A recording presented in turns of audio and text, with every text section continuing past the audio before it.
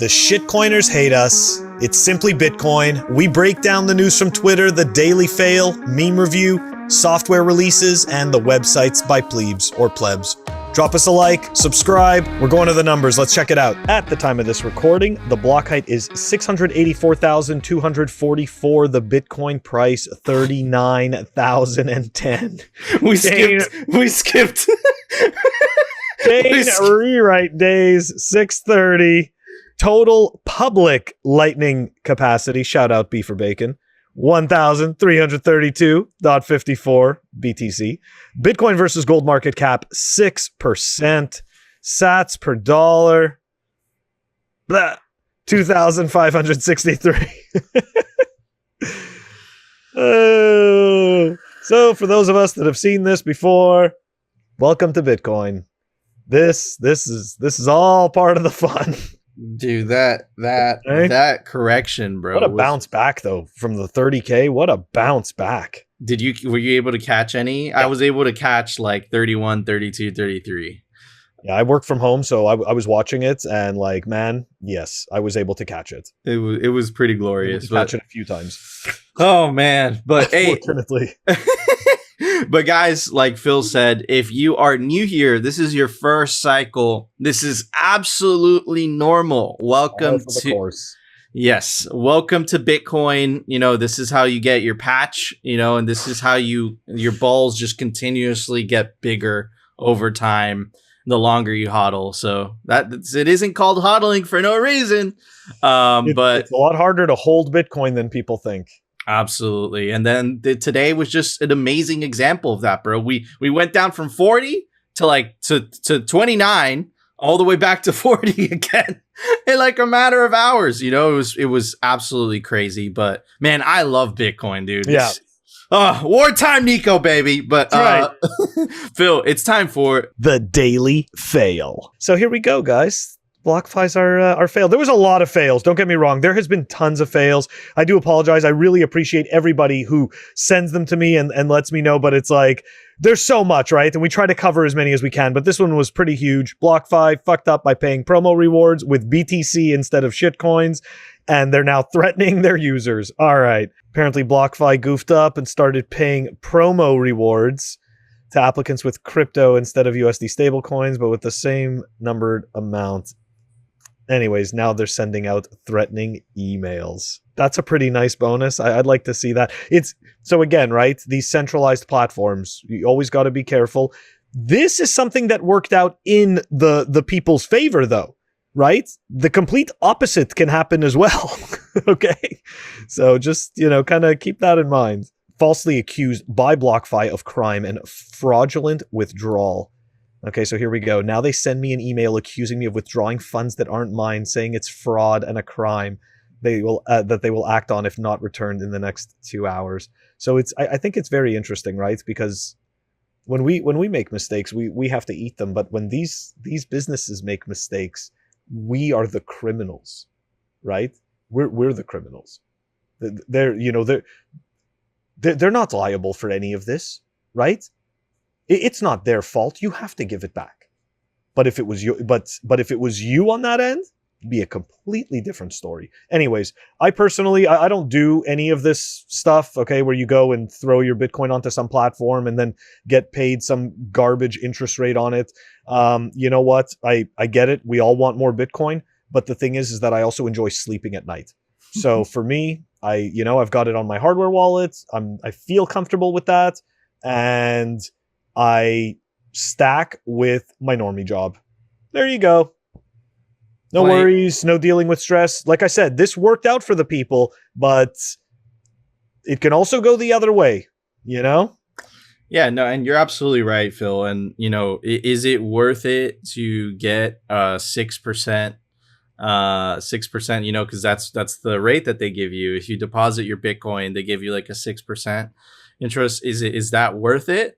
For having a whole Bitcoin on there? Absolutely not. Not to mention BlockFi rehypothecates your Bitcoin, meaning if you send your Bitcoin to them, they're just going to put it in one big pot. There's also word on the street that they're fractionally reserved. That wouldn't surprise me at all, right? They don't allow, massive withdrawals at once. They kind of delay it.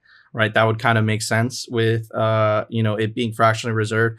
And but for the degens out there, and this is myself included, right? We're going to give you two sides on Simply Bitcoin.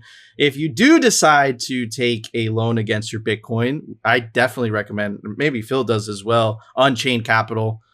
They use multi-sig, which means if you do start a loan with them, that Bitcoin isn't going anywhere, right? It's going to be you're going to send it to a specific address of which you own one of the keys for, and they own a key, and then an independent company owns a key. I think that's the way to do it. I think that Unchained leveraged the power of Bitcoin, and it's like a new system, right? Versus BlockFi, which is the old system that's just using Bitcoin. But at the end of the day, don't be a degen, be like Phil, stay humble, stack sats, and yeah. But anyways, Phil, it's time for it. The daily meme review. I absolutely love making Phil feel uncomfortable. So when I saw this meme on his timeline, I'm like, meme review. And that's exactly what we're going to do. Apparently, Phil asked Greg Zag, one of the meme lords, to do this for him. And the source material is from one of my favorite movies, V for Vendetta. Hell yeah. He looked at me, not with eyes. There were no eyes. But I know he was looking at me because I felt it.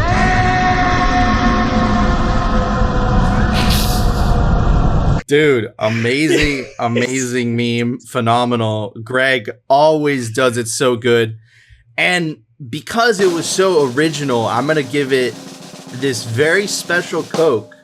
It's from the World Cup USA 1994 Orlando. That's the original Coke inside. Hasn't been opened. You can see it's rusted.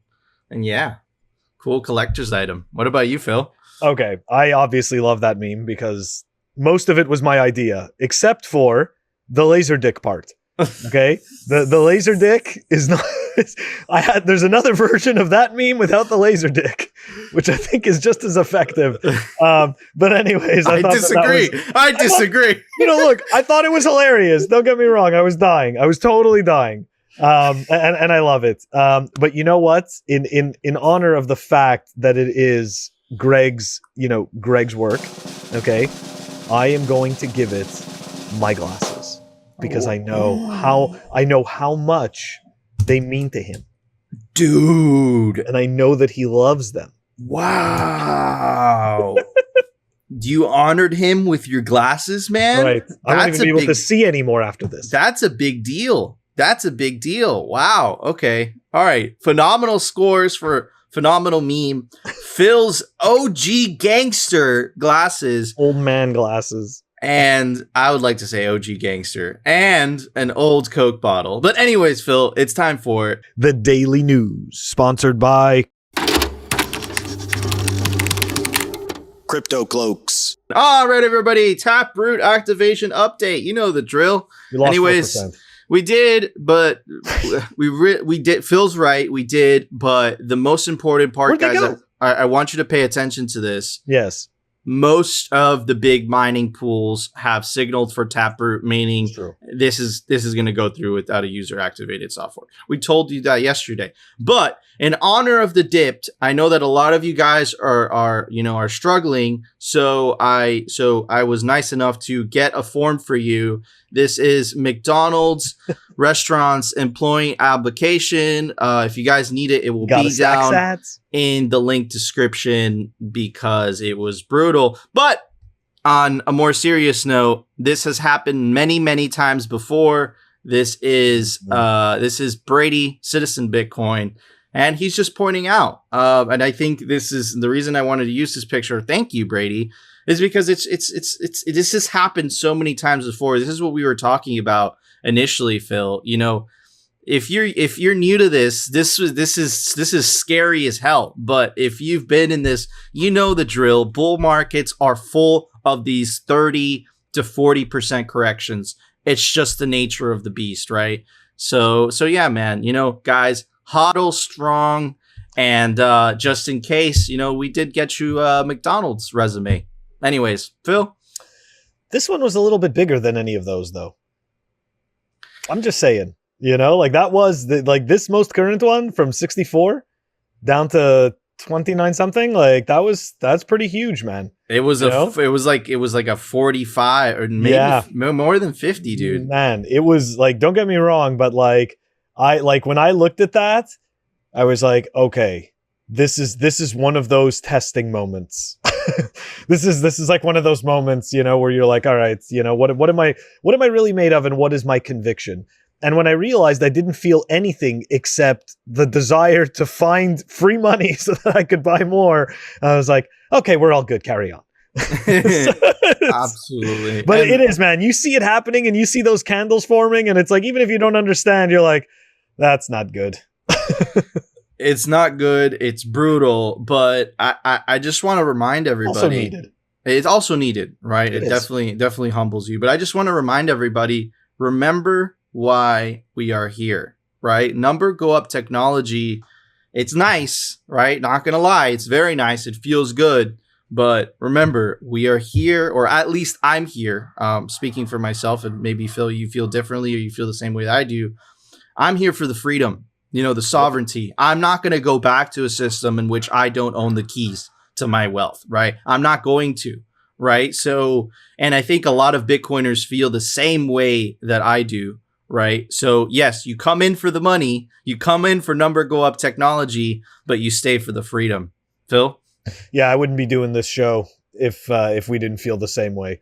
So, but still, right? We still have these charts with these numbers, and we can't help but watch them, and we can't help but feel something when we see things happen. So, absolutely, dude. We're human. We're human, Good. dude. We're all human at the end of the day. But yes, yeah, you're absolutely right. And again, that is also where that conviction comes from, right? Because we're here for the sovereign money and for the world changing technology, it really does make it easier to ride these. This is just noise, right? We're just riding the noise. That's it. Tomorrow it'll be different noise. Exactly. And I'm already going to call him legendary because he really is. He's so young. But like the legendary Jack Mahler says, we will die on this hill. That's right. Before we go back. And we really mean that. Yep.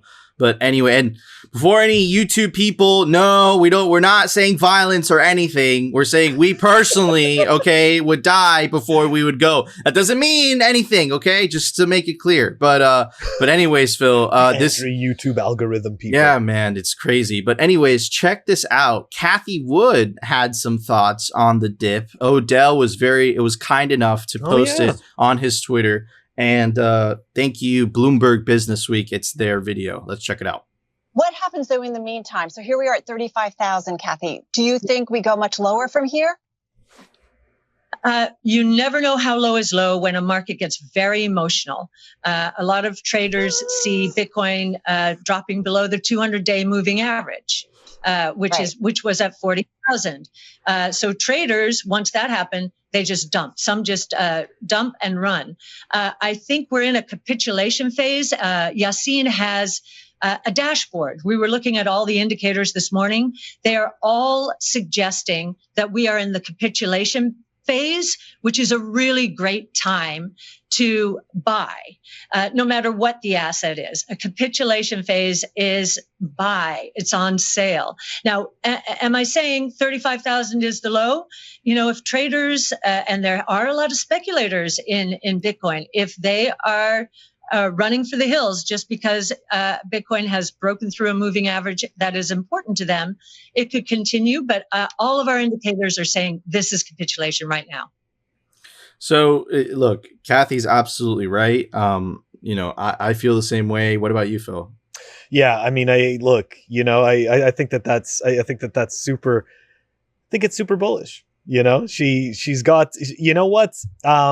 Again, she looks like one of those people that is not looking at the noise, understands what is happening in the regular adoption phase of a market. And, this is a person who's going to capitalize on that, whatever her motivations are, because I don't think that people like her are there for the same reasons as us. But hey, as long as they believe in part of the Bitcoin vision, they do come one step closer. Absolutely. And speaking of multi-billionaires or multi-millionaires that believe in the Bitcoin vision, Chad Saylor is not selling. He's got diamond hands, but he's not the only one that has diamond hands.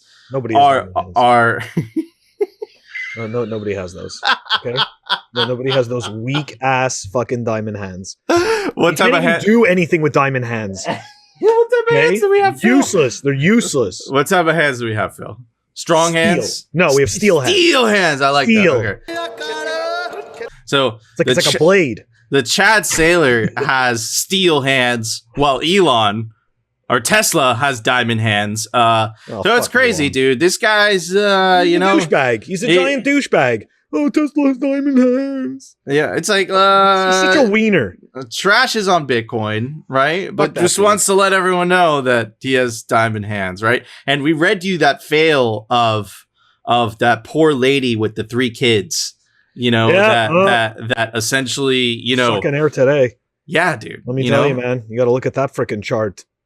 Talk about the dog, right? There's a saying in stocks, right? This dog has fleas. And you stay away from dogs with fleas. Anyways. Oh, man. Yeah, dude. It was just... I love Bitcoin. This is a lot of fun. It's so ridiculous. It's so insane. Like who would have thought, who would have thought that we would be sitting here now at this price talking about this? And 4 days ago, we were sitting there like, oh yeah, 47K. This time last year, we were at 9,000. Then dipped to 29, dude. Wild. Insane. Wild. If you're new here, welcome. And then this is totally normal. Welcome to the ride. It isn't called the Bitcoin roller coaster for no reason. That's right. But check this out, Phil. More bullish news. And again, it goes back to the incentives, right? Wells Fargo looks like they're following in the steps of JP Morgan. They're in Goldman Sachs, I think reported not too long ago. Mm-hmm. To quote the article, Wells Fargo Investment Institute has emerged as the latest institutional heavyweight to recognize cryptocurrencies as an investable asset. Daryl Crunk, the president of Wells Fargo Investment Institute, told Insider in an exclusive interview that the investment research division of Wells Fargo Wealth and so much fiat, bureaucracy, Jesus Christ, dude. Okay, anyways. Insider. Giant circle jerk. Yeah, in the investment research division of Wells Fargo Wealth and Investment Management, holy crap, is planning to evaluate. They're planning to evaluate it, guys. And onboard and actively manage. Remember, the same as the Goldman Sachs, and actively manage cryptocurrency. They have to say actively manage because they have to justify the fees. Of course. Listen, even they understand that they're lying, right? This is the director of payments at Germany's central bank. Let's check out what he has to say. If everybody who owns Bitcoin would be actually a node in the system, I could relate to that project. I could understand that you want to disintermediate, that you would want to get rid of banks, even of central banks. Although as a Bundesbanker, I'm not allowed to say this. But for the sake of the argument, yes, I can understand that you want to get rid of banks. But now you are using Bitcoin exchanges. Are you crazy? So he's right. And there's a lot to break down there, Phil. And shout out to Documenting Bitcoin, by the way. Amazing Twitter account. Definitely recommend it. But he's saying what we're essentially thinking and what we're saying on Simply Bitcoin, right? The banks are being forced to offer exposure to their clients, or they're going to be at risk of losing them. But as the director of payments at Germany's central bank says, dude, Bitcoin is awesome as long as you self-custody. And as we showed the other day, it looks like the majority of people would feel comfortable custodying their Bitcoin with banks because they feel that the banks would do a better job, even though we know that's not true. Right. So, man, shout out to that guy. I hope he didn't lose his job. And Wells Fargo, dude, you guys are so screwed when people just could find out that they could just actively manage their own portfolio and they don't really need you guys.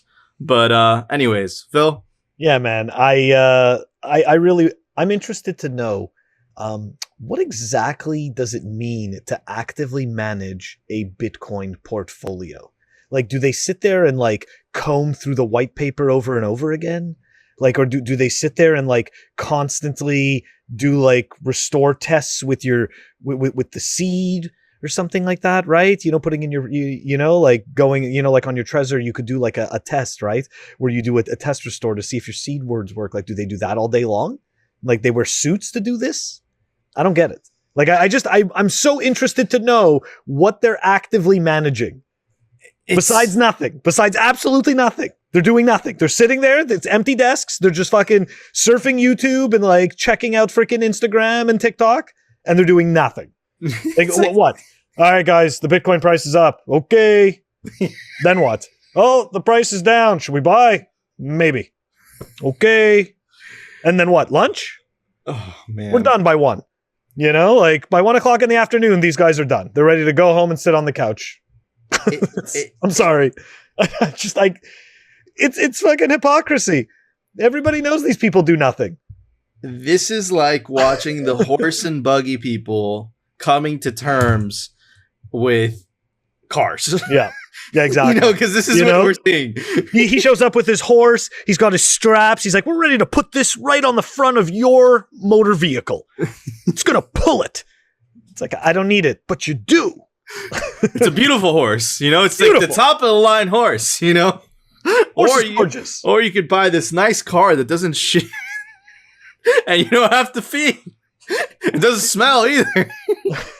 Even though I love horses, but I'm saying as a form of transportation, I'd rather not have to smell to get to different places every day. Who doesn't like smelling manure as they go for a ride? That's like one of the wonderful things. Like I remember when I was living in Montreal, you'd see that, you'd see the horse and buggy riding around old Montreal and, dropping loads. And you'd have these couples sitting in the back carriage, kissing. It's like, oh, it's so romantic. Smell that shit? Yeah. I never understood that. I never understood that, dude. Like I remember like Central Park, it was the same, and you could smell the manure, dude. Of course. You could smell it. It sounds so romantic, and the nostalgic. And they have the crap bag, because they don't want it on the street. Anyways. There's nothing better than sitting behind that crap bag, right? And watching it while you're sitting there making memories. Yeah, the horse's tail goes like that. Hey there, young one. Why so sad? It's just that I really like this boy, but his dad... Whoop, look out.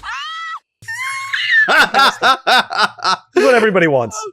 Anyways, I totally forget what we were talking about, but yeah, the bankers are useless, and they're pretty much the horse and buggy with the crap bag. Yeah, I'm gonna have so much fun editing tomorrow. Okay, I'm sorry. Check this out. No, I'm gonna have so much fun putting that video of the crap bag. I can't wait. But anyways, Phil, check this out.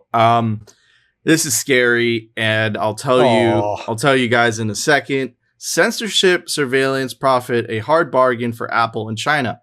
Now, this last part is lying. It's not only in China. Okay, and I'll explain to that in a second. Let me quote the article. Inside Apple was preparing to store the personal data of its Chinese customers on computer servers run by state-owned Chinese firm. Tim Cook, Apple's chief executive, has said the data is safe, but at the data center in Guiyang, which Apple hoped would be completed by next month, and another in the Inner Mongolia region, Apple has largely ceded control to the Chinese government. Chinese state employees physically manage the computers. Apple abandoned the encryption technology it used elsewhere after China would not allow it. And the digital keys that unlock information on those computers are stored in the data centers they're meant to secure. Now, you read this article and you're like, oh, this is only happening in China. Why should I care? Well, no, it's happening also in the US. I'll get to it in a second, right? Federal prosecutors fearing witness intimidation. You guys have probably heard about this, right? Mm-hmm. How, the FBI showed up at Rudy Giuliani's house looking for computers. We are apolitical on the show. I don't want to talk about that. Mm-hmm. But just to point this out, right? It's about the snooping, right? Government used it as a basis for a search of Giuliani's Apple iCloud account, right? So what's the difference between this? The Chinese are up front. Right? But the American government's like, no, you guys, we protect your privacy, right? No, they're getting in just the same. They're getting into your iCloud account, right? And, you would think, oh, it's just the stuff that you have on iCloud. No. The FBI wants full access to your stuff. I don't know if you guys remember this, but the FBI and Apple encryption dispute, and this was after the 2015 San Bernardino attack. There was this huge, uproar by the FBI because they wanted a backdoor into devices. Now, is there a backdoor into devices in China? No.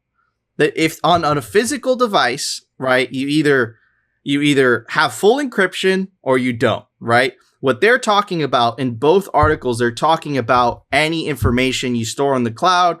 When they say that, that means any information that isn't being stored on your device, right? So that information isn't safe. Now, why am I bringing this up? Why is this a big deal? You could be like, oh, I don't store anything on iCloud. I don't store anything on cloud. I store all of my data locally. The reason I bring this up, Phil, is because we're heading into a future, right, where the only two choices are going to be central bank digital currencies and Bitcoin. Okay. Mm-hmm.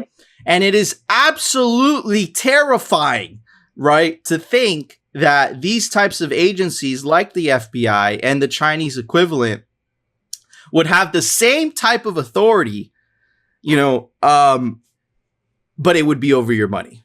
Right? They're already doing this in China. If you think I'm joking, right? With their social credit system, they will literally cut you off from spending money on plane tickets or going places if they don't like what you're doing. Mm-hmm. Right? This is foreshadowing, right? Just because it hasn't happened doesn't mean it won't happen, right? So how do you protect yourself from this?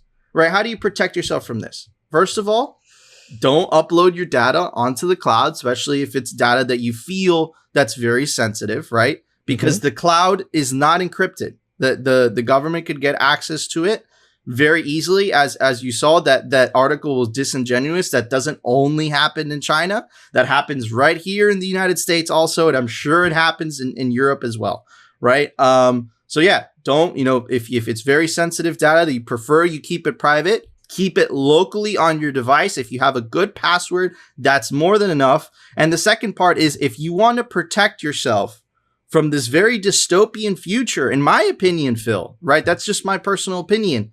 Buy Bitcoin, dude. Opt out, man. Opt out. They hate the fact that they can't. If they had the power, they would have shut down Bitcoin a long time ago. Because governments love that power, man. And this article, I see it as an insidious foreshadowing into what the future could be. Phil? I think they thought it would die. I genuinely think that they were that freaking arrogant and that pig-headed that they thought it would die. And it didn't. I mean, even though Bitcoin's died 1,000 times, it just keeps coming back. So, again, fuck them.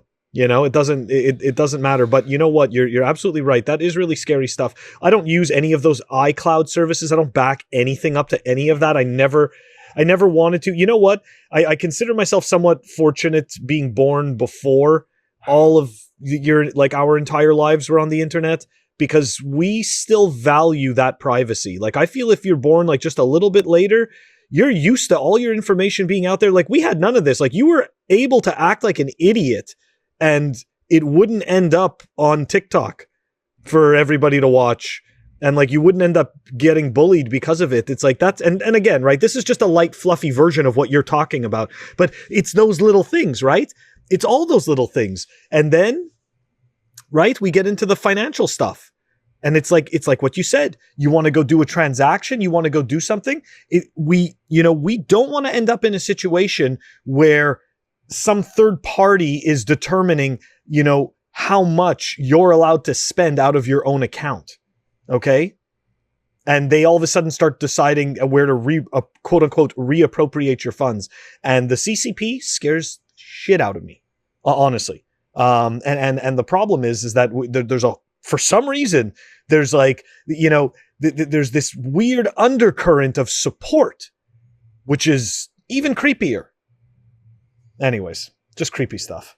Mate, it's 2030. You owe nothing. Be happy. But yeah, man, it's It's guys, just opt out. Yeah. Just opt out. Save yourself the grief. But anyways, Phil, there was no software and we don't have a website by Plebe. We do, because as you were explaining your privacy stuff, I found a website by Plebs. This is a great website. So check this out. A lot of times, all right, people are very intimidated by Bitcoin development and stuff like that because we're not all extremely technical. We don't all understand all kinds of this stuff, but still, it doesn't mean that you shouldn't. It doesn't mean that you shouldn't try to stay up to date. It doesn't mean that you shouldn't try to read through this stuff and understand it. So one of the first things that I signed up for when I first got into this space was the Bitcoin OpTech newsletter. Okay, and that is bitcoinops.org.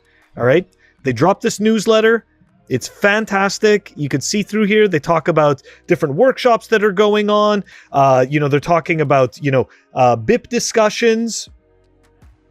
They're talking about different software that they're releasing and, different technology that they're working on. Look, the release candidates, all kinds of good stuff. It's all there. Check it out. bitcoinops.org. Man, I'm literally signing up for that right now as we record that. It's awesome. It looks Fantastic. awesome. It looks cool. Even though I can't understand more than half of it.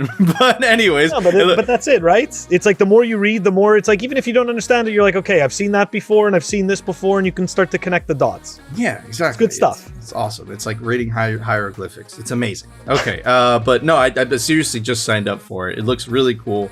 Awesome website for Plebs or by Plebs. I don't know. But anyways, I don't know who runs it, but shout out to you guys. Shout out to whoever runs that. You're doing Bitcoin an awesome service. But guys, you know what to do. If you enjoyed this show, smash the like button. And of course, if you